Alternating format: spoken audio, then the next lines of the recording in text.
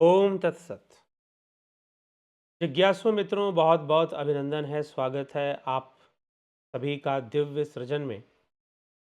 और आज हमारी चर्चा का विषय है कि डमरू से सृष्टि कैसे बनी, डमरू से दुनिया कैसे बनी, डमरू की आवाज से, डमरू की ध्वनि से।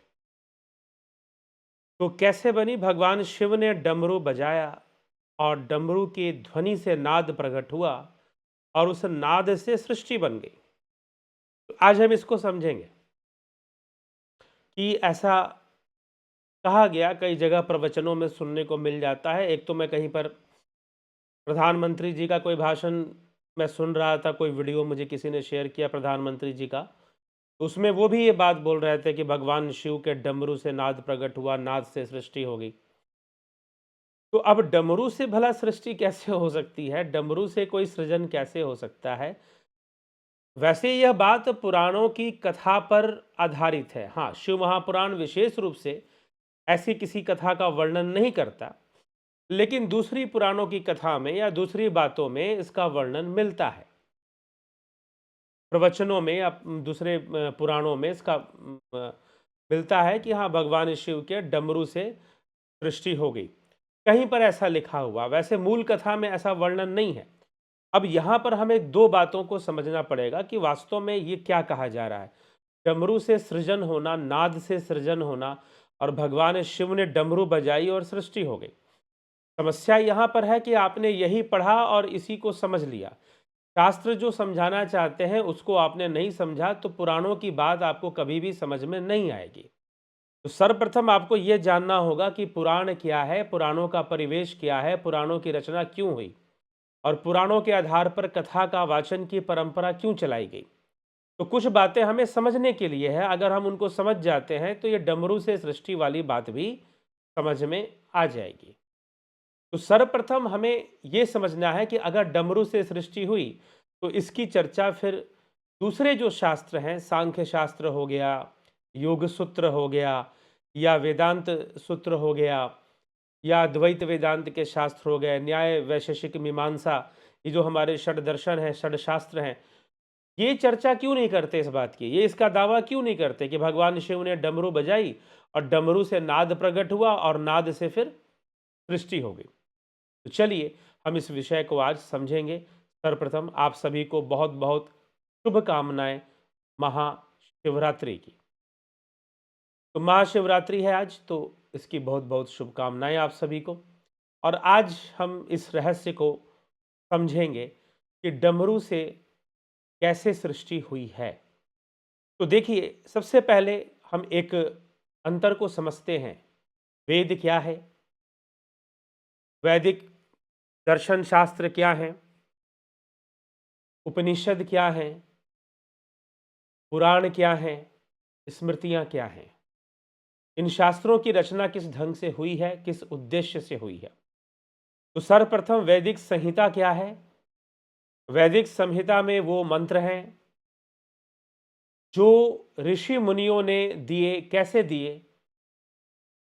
उन्होंने जो अपनी तपस्या से, अपनी साधना से अंतर्मुखी होकर जो अनुभव किया, जो सूक्ष्म तत्वों का अनुभव किया, प्रकृति के सूक्ष्म सिद्धांतों का अनुभव किया, प्रकृति के सूक्ष्म रहस्यों का अनुभव किया, आत्मा का अनुभव किया, परम तत्व का अनुभव किया, परम पुरुष का अनुभव किया। परम तत्व परम पुरुष में वैसे अंतर नहीं है, लेकिन शब्द से हमें लगेगा कि अंतर है। तो वेद कहते हैं, यजुर्वेद में क्या लिखा है? वेदाहमेतम पुरखम महांतम आदित्य वर्णन तमस परस्तात् तमेव विदित्वाते मृत्युमेति नान्य पंथा विदते यनाय। वेदों में वर्णित वो महान पुरुष, वेदामेतम पुरखम महांतम, आदित्य वर्णन, जो आदित्य के वर्ण के समान है, तमसा परस्तात्, तमस से परे है, तो उसको जान लो। तमेव विदितवाति अमृत्युमेति नान्य पंथा विदते यनाय। तुम उसको जान लो, उसको जानकर फिर तुम्हें कभी मृत्यु व्याप्त नहीं होगी। तो यह जानने की बात कही गई, यह समझने की बात कही गई। तो इसलिए यह बात यहां पर आती है कि भाई उस पुरुष को जानो, उस तत्व को जानो। तो अब उस पुरुष को जान लो, वही सब कुछ करने वाला है। तो ये ज्ञान वेद देते हैं, इस ओर वेद इशारा करते हैं, और उस परम पुरुष को ऋषियों ने अपने अनुभव से जाना, अपनी तपोबल से, अपने अनुभव से, अपने ध्यान योग से उन्होंने जाना, तो वेदों में उसका वर्णन किया है। तो वेद ऐसे लिखे गए, ऋषियों के मंत्र हैं वो। फिर उन्हीं वैदिक मंत्रों की व्याख्या के रूप में आगे बातें बढ़ती हैं। ब्राह्मण ग्रंथ लिखे गए, फिर आरण्यक और उपनिषद लिखे गए। कुछ उपनिषद सीधा ब्राह्मण ग्रंथों से ही ले लिए गए, और कुछ उपनिषद सीधा संहिता से भी लिए गए। नहीं तो आरण्यक और फिर उपनिषद। उपनिषद में ज्ञान कांड अर्थात इतनी जितनी भी ये ज्ञान की बातें थी, तत्व की बातें थी, आत्मा की बातें थी, पुरुष तत्व की बातें थी, ध्यान योग की बातें थी, इन सबको उपनिषदों में लिया गया। उपनिषद इनकी चर्चा करते हैं। अब 108 उपनिषद है, लेकिन मुख्य रूप से इशादी 9 उपनिषद जिसका भाष्य आदि गुरु शंकराचार्य ने दिया है। मुख्य रूप से और भी 2 उपनिषद हैं, जैसे कि बृहदारण्यक उपनिषद जो कि तत्व ज्ञान की चर्चा करते हैं, छांदोग्य उपनिषद जो कि सामवेद से निकला है। तो इस प्रकार से उपनिषद का विकास हुआ। फिर इसी को और सरलीकरण कि भाई टू दी पॉइंट बात करो, टू दी पॉइंट, और प्रमाण के साथ बात करो, बिना प्रमाण के मत बात करो। तो प्रमाण आधारित जब चर्चा हुई, तर्क आधारित, प्रमाण आधारित, कि भाई ये जो भी बात कही जा रही है किसको माने किसको ना माने, तो प्रमाण और तर्क आधारित जब चर्चा शुरू हुई तो षड दर्शन विकसित हुआ। और उससे पूर्व पहले वेदांग आए, व्याकरण, निरुक्त, छंद, शिक्षा, इन सब, ज्योतिष, इन सब को क्यों? वेदों को समझने के लिए ये सहायक है, वेदांग बोलते हैं। अब जो है दर्शन शास्त्र आए, सांख्य, योग, मीमांसा, वेदांत, न्याय, वैशेषिक, अंडरस्टैंडिंग के लिए कि तुम समझो। इनमें सिर्फ आपको तार्किक बातें मिलेंगी, सूत्र मिलेंगे। तो दर्शनों में सूत्र मिलते हैं, मीमांसा सूत्र, सांख्य सूत्र, योग सूत्र, ब्रह्म सूत्र, न्याय सूत्र, वैशेषिक सूत्र। तो इनमें दर्शन शास्त्रों में आपको सूत्र मिलते हैं। इनका उद्देश्य क्या है कि वेदों में जो विज्ञान छुपा हुआ है उसको तर्क और प्रमाण के साथ प्रस्तुत करना, प्रेजेंट करना उसको। तो मुख्य रूप से दर्शन ही वो विषय है जो वैदिक वांग्मय को या वैदिक दर्शन को समझाने के लिए 6 दर्शन जो आए वो अपना अलग अलग, वैसे इन आपस में किसी किसी विषय को लेकर इनका क्लैश भी है, विवाद भी है, लेकिन इनका जो अपना मुख्य विषय है उसमें ये बहुत क्लियर है। जैसे न्याय दर्शन है तो न्याय दर्शन वाद की चर्चा करता है। न्याय दर्शन का जो महत्वपूर्ण विषय है वो वाद विवाद है, तर्क है, प्रमाण है। मुख्य रूप से मैं कहूं तो प्रमाण है न्याय दर्शन का मुख्य विषय, प्रमाण है। कोई वाद कर रहा है, इसे वाद शास्त्र भी बोलते हैं, तर्क शास्त्र भी बोलते हैं न्याय दर्शन को। तो न्याय दर्शन का मुख्य विषय तर्क है। अब वो तर्क और वाद की जो चर्चा करता है, जिस ढंग से चर्चा करता है, वैसा कोई दर्शन नहीं करता। हाँ, हो सकता है कि न्याय दर्शन दूसरे किसी मामले में ईश्वर की प्रामाणिकता देने में, या फिर आत्मा के बारे में चर्चा करने में, या फिर कुछ और विषयों में वो उतना परिपक्व तर्क ना दे रहा हो, लेकिन कम से कम तर्क और वाद विवाद के विषय में वो परफेक्ट है। और उस तरह की व्याख्या दूसरा कोई दर्शन नहीं करता जैसा न्याय दर्शन करता है। इसी प्रकार से हम योग में आ जाए तो योग विद्या का और कैसे कैवल्य की प्राप्ति करनी है, इसका जो विस्तार पतंजलि योग सूत्र में मिलता है, तो वो उसका विशेषता है। फिर उस तरह का वर्णन कोई दर्शन नहीं करता। उसी प्रकार से सांख्य सृष्टि और विकासवाद का सिद्धांत, प्रकृति पुरुष की चर्चा, उस तरह से ना न्याय करता है, ना योग करता है, ना मीमांसा करती है। वो उसकी अपनी स्पेशलिटी है। वैसे ही मीमांसा तो कर्म की सत्ता मानती है। अब कर्मों की व्याख्या, कर्म को परिभाषित करना, आपको क्या करना चाहिए क्या नहीं करना चाहिए, और कर्मों की अवहेलना सबसे बड़ा पाप है, कर्मों की अवहेलना सबसे बड़ी मूर्खता भी है। तो कर्मों की इस व्यवहारिक जगत में, इस संसार में कर्म की सत्ता है, और इस कर्म की सत्ता को ना कोई देवता कुछ कर सकता है, ना कोई गुरु, ना कोई ईश्वर इसमें हस्तक्षेप नहीं कर सकता। इसका दावा मीमांसा शास्त्र करती है और पंच कर्मकांड सिद्धांत को समझाती है। और कर्म का फल कैसे उत्पन्न होता है इसको भी समझाती है। कर्म कैसे करना चाहिए, कर्म, और फिर उससे बाकी वो शास्त्र ज्योतिष भी जुड़ जाता है उसमें। तो मीमांसा इसका रहस्य समझाती है। वैशेषिक अणु, परमाणु क्या है, और तत्व, ये जो अणु परमाणु हैं, इनका कैसे ये विकसित होकर और दूसरे तत्वों को बनाते हैं, कंपाउंड्स बनाते हैं, इसका वर्णन वैशेषिक दर्शन में हमें मिलता है। और इस तरह का चर्चा कोई दूसरा दर्शन नहीं करता फिर। तो ये जो 6 दर्शन है, ये मत सोचिएगा कि इनमें विवाद है। जी नहीं, इनके विषय ही अलग-अलग हैं।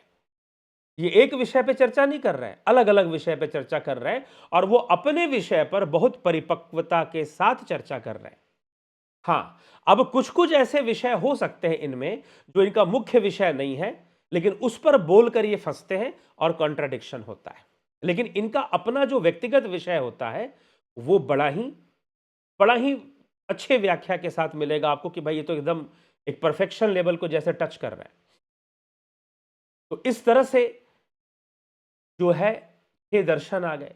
अब इन 6 दर्शनों में जो गहरी बातें समझाई गई, महापुरुषों ने, ऋषियों ने सोचा कि भाई चलो, ऋषि, मुनि, विद्वान, ज्ञानी, इनका तो आपस में चर्चा चल रहा है, इनकी तो आपस में चर्चा चल रही है। इनकी जब आपस में चर्चा चल रही है, ये समझ रहे हैं, लेकिन आम जनता तो नहीं समझ रही ना। गांव के लोग, खेतीहर आदमी, किसान आदमी, वो तो नहीं समझ रहा।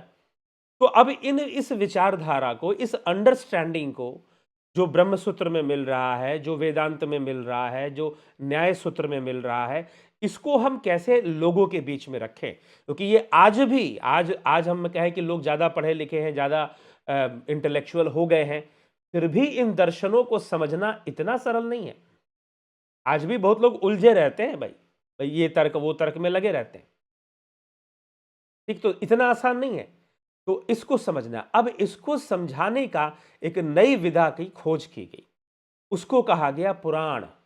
पुराण का अर्थ क्या है, यास्काचार्य ने पुराण का जो निरुक्त दिया है, उसके अनुसार पुराण का अर्थ होता है किसी पुरातन ज्ञान या पहले से जो उपलब्ध नॉलेज है, उसको नए तरीके से प्रस्तुत करना पुराण है।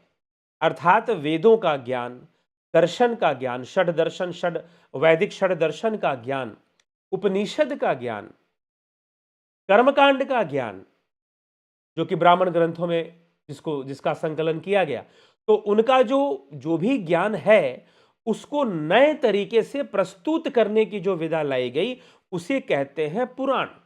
तो सरलीकरण किया गया, भाषा का सरलीकरण किया गया। तो भाषा के सरलीकरण में अब कथाएं जोड़ी गई, प्रतीकात्मक शब्द जोड़े गए, उपमाएं जोड़ी गई, अलंकार जोड़े गए, उन कथाओं का विस्तार किया गया और लोगों तक सही ज्ञान पहुंचाया जा सके कथा के माध्यम से, ये सोच रखी गई। और उसी तरीके से फिर लोगों को समझाने का प्रयास किया गया, और यहीं से होता है कथाओं का प्रचलन और या कथाओं का मंचन, कथा व्यास की गद्दी और कथा सुनाना। लेकिन दुर्भाग्यपूर्ण वर्तमान में क्या है, दुर्भाग्यपूर्ण वर्तमान में यह है कि कथा कथा रह गई है, ज्ञान कहीं पीछे छूट गया है, तत्व ज्ञान की चर्चाएं पीछे छूट गई हैं। जबकि अगर हम शिव महापुराण ही पढ़ लें, भागवत महापुराण ही पढ़ लें, उसमें बहुत गूढ़ बातें हैं, बहुत तत्व ज्ञान की बातें हैं, लेकिन बस कथा कथा रह गई है, कथा रह गई है। अब कथा में चुटकुले जुड़ गए हैं, अब कथा में डांस जुड़ गया है, अब कथा में बस गान बजान जुड़ गया है। एक तो मैं कथा सुनने कहीं पर गया, कोई महाराज थे, वो कथा करते हैं, बस कथा किया, अभी 15 मिनट बोला था, गाना उनका शुरू, कीर्तन गाना शुरू, अब वो चला तो आधा घंटा वही चलता रहा। टोटल 3 घंटे उन्होंने कथा सुनी होगी, 3 घंटे में 2-2.5 घंटे तो सिर्फ गाना ही, भजन ही चलता रहा उनका, गाना बोलिए, भजन बोलिए। भजन भी आजकल के ऐसे ऐसे होते हैं कि वो अजीब से लगते हैं कई बार। तो अब मूल जो ज्ञान का तत्व था वो कहीं पीछे छूट गया, तो वो पीछे छूट गया, तो अब यहां आ गई समस्या। तो अब क्या हुआ कि कथा कथा रह गई, ज्ञान तो मिल नहीं रहा है, तो अब समझ में कैसे आए कि डमरू से सृजन कैसे हुआ। अब मनवाने पर भक्त जो क्या करेगा, मानो कि भगवान शिव ने डमरू बजाया तो नाद हुआ, तो नाद से सृष्टि हुई। अब ये वास्तव में प्रतीकात्मक है, मैंने कहा कि पुराण प्रतीकात्मक है। तो डमरू वास्तव में प्रतीकात्मक है, शिव ब्रह्म के रूप माने गए हैं और डमरू क्या है, प्रतीकात्मक है। तो यहां पर डमरू से, डमरू ये रहा डमरू। अब इस डमरू को अगर हम देखें, ये दो भाग में बटा हुआ है, दो भाग में बटा हुआ है। इसको अगर हम जूम करें, बड़ा करें, ये दो भाग में बटा हुआ और एक जगह दो भाग जो है आपस में ज्वाइन कर रहा है, मिल रहा है। तो ये प्रतीकात्मक है पुरुष और प्रकृति का, एक हिस्सा पुरुष का, एक हिस्सा प्रकृति का, दोनों का संसर्ग हो रहा है। और दोनों के इस संसर्ग से फिर जो है ये जब हिलता है, जब प्रकृति अपनी क्रिया करती है, तो फिर डमरू बजता है, फिर डमरू बजता है। तो डमरू जो है इस प्रकार से बजना शुरू होता है और फिर सृष्टि होती है, फिर बुद्धि उत्पन्न होती है। तो अब नाद, नाद क्या है, आकाश तत्व है। पंचभूतों में जो प्रथम भूत है वो आकाश है, फिर आकाश से वायु है, वायु से अग्नि है, अग्नि से जल है, जल से पृथ्वी है। अब आप अगर देखोगे तो अब ये किस आधार पर है, आपने मैटर्स, फॉर्म्स ऑफ मैटर पढ़े होंगे। तो फॉर्म ऑफ मैटर में सॉलिड, लिक्विड, दो फॉर्म हम पढ़ लेते हैं कि सॉलिड होता है, लिक्विड होता है और गैसियस स्टेट होता है। लेकिन एक्चुअल में ये 5 स्टेट्स हैं। अगर हम सेंसरी, क्योंकि हम सेंसरी परसेप्शन पे बात करते हैं, तो ये पंचभूत भी सेंसरी परसेप्शन पर बेस्ड है। तो आकाश तत्व सबसे ज्यादा बिखरा हुआ है, उसमें ध्वनि, ध्वनि तरंगे उसमें ट्रैवल करती हैं, साउंड वेव्स उसमें ट्रैवल करती हैं, ठीक है। तो पहला तत्व माना गया, इसलिए नाद से प्रकट हुआ। और वैसे भी इस जो शून्य में लय होता है साधक का जो आत्मा में, ब्रह्म में लय होता है, वो कैसे होता है, नाद से ही होता है। नाद के बाद वो लय को प्राप्त कर जाता है।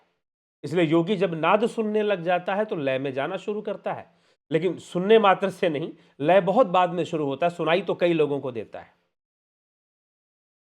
तो इसलिए नाद को यहां सबसे पहले बताया गया कि नाद प्रकट हुआ, नाद में ओम, ओम से फिर दूसरे, इसलिए ओंकार से मातृकाएं प्रकट हुई, सारी मातृकाएं ओंकार से प्रकट हुई।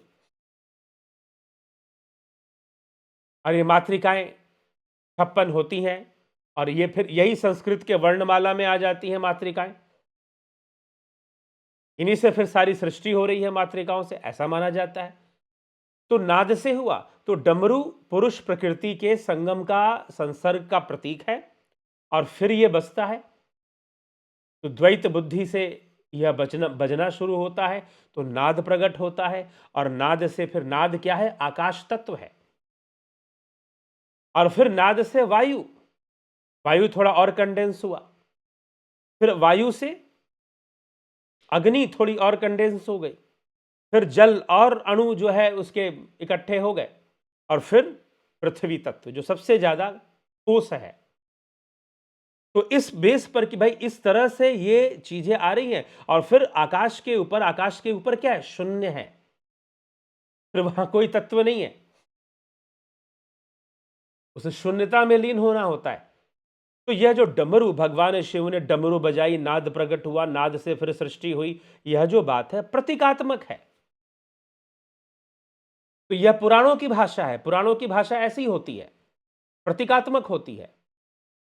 तो इसका मतलब ये ना समझ ले कि भगवान शिव ने ऐसे खड़े हो गए होंगे और डमरू, और यहां शिव भी कौन है, शिवोहम शिवोहम शिवोहम शिवोहम मनोबुद्धि अहंकार चित्तानि नाम, शिवोहम शिवोहम, ना मैं मन, ना मैं बुद्धि, ना चित्त अहंकार, ना मैं श्रोत्र, ना मैं जिह्वा, न घ्राण न नेत्र, चिदानंद रूपम, मैं चिदानंद रूप, शिवोहम शिवोहम, शिवोहम शिवोहम, मैं ही शिव हूं, शिव हूं, शिव हूं। तो वो आत्मा, उस आत्मा का डमरू है, वो बजाता है, नाद प्रकट होता है, ठीक। वो आत्मा ही पुरुष है, जिसके लिए वेदों में कहा गया, यजुर्वेद में कहा गया, वेदाहमेतम पुरुषम महांतम आदित्य वर्णन तमसा परस्तात् तमे विदितवाति अमृतमेति नान्य पंथा विदितेयनाय। वेदाहमेतम पुरुषम महान, तो वेदों में वर्णित वो महापुरुष, वो पुरुष, वो तत्व, आदित्य वर्णम, आदित्य के वर्ण के समान, अर्थात प्रकाश रूप अनंत चेतन स्वरूप। तमेव विदित्वाति, उसको जो जान जाता है। अमृत्युमेति, उसे मृत्यु व्याप्त नहीं होती, उसका तो मोक्ष होगा ना। अमृत्युमेति नान्य पंथा, इसके अलावा कोई दूसरा पंथ भी नहीं है मुक्ति का, मोक्ष का। नान्य पंथा विदते यनाय। ऐसे आजकल बहुत सारे कुछ कुछ संत लोग बोलते हैं कि ऐसा करने से मुक्ति हो जाएगी, ऐसा करने से मोक्ष, तो वो वेदों के इस मंत्र को झूठा साबित करने पर लगे हुए हैं। एक बहुत बड़ी संस्था के कोई गुरुजी हैं, वो बोल रहा है कि हम शिवलिंग पे घी चढ़ाएंगे, दूध चढ़ाएंगे तो हमें मुक्ति का मार्ग मिल जाएगा। अब इसका विज्ञान भी समझा दीजिए कि कैसे मिल जाएगा। आप करिए, मैं नहीं कहता कि वो क्रिया गलत नहीं, वो कर्म की क्रिया है, वो दान की क्रिया है, उस संदर्भ में वो श्रेष्ठ है। लेकिन बिना उस पुरुष को जाने, बिना उस आत्मा को जाने, बिना आत्म तीर्थ को जाने, भगवान शिव स्वयं कहते हैं मोक्ष सिद्ध नहीं होता, किसी को मुक्ति नहीं मिलती। इसीलिए हमें विवेक से विचार करके इन विषयों को समझना चाहिए। और आज महाशिवरात्रि है, तो बहुत बहुत शुभकामनाएं आप सभी को। और ये जो डमरू है, ये प्रतीकात्मक है सृष्टि का और नाद का, पुरुष प्रकृति का। सुषुम्ना नाड़ी में नाद प्रकट होता है, चेतना का प्रवाह होता है। प्राण जब प्रवाहित होते हैं सुषुम्ना में, चेतना नहीं प्राण, तो प्रवाहित होते हैं सुषुम्ना में, तो साधक योगी को नाद सुनाई देता है। ये ध्यान की क्रिया है, ध्यान योग की क्रिया है। तो नाद सुनना चाहते हैं ना, शिव ने जो डमरू बजाई है, अगर उसका नाद सुनना है तो ध्यान योग में उतरना पड़ेगा। इसीलिए हम ध्यान योग का यह ऑनलाइन कोर्स देते हैं, ध्यान योग का online course, online trance meditation course. ये ट्रांस मेडिटेशन कोर्स है, तो ध्यान योग का हम ऑनलाइन यह कोर्स दिया जाता है, इसीलिए दिया जाता है। साथ में स्वर योग, शिव स्वरोदय शास्त्र पर आधारित स्वर योग का कोर्स भी दिया जाता है। ठीक, फिर आपके वेदात्म विषय पर भी कोर्स होता है। विश्व सनातन दर्शन और ध्यान योग का ऑनलाइन कोर्स भी चलता है।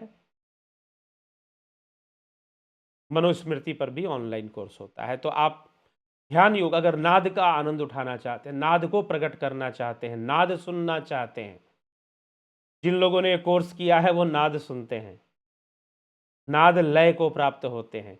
तो आप उस शिव के नाद से जुड़ जाना चाहते हैं, शिव के नाद में लीन होना चाहते हैं, शिव के नाद का आनंद उठाना चाहते हैं, तो वह मात्र ध्यान योग से संभव है। और यह ध्यान योग बहुत ही वैज्ञानिक पद्धति से रिसर्च कर इसमें जो क्रियाएं बताई गई हैं प्रमाणिक हैं, और आप उसका अभ्यास करेंगे तो आपको निश्चय ही ध्यान भी होगा, आनंद भी होगा, और अपने मूल स्वरूप को जान पाएंगे, जिससे कि आप आनंद और पूर्णता का अनुभव कर पाएंगे। तो चलिए इसी के साथ विचारों को विराम देते हैं, फिर मिलते हैं अगले वीडियो में। चैनल को सब्सक्राइब कर दीजिए, नोटिफिकेशंस को अलाउ कर दीजिए, जिससे कि आपको नोटिफिकेशंस मिलते रहे, जब भी कोई वीडियो अपलोड हो आपको नोटिफिकेशन मिल जाए। ओम तत्सत।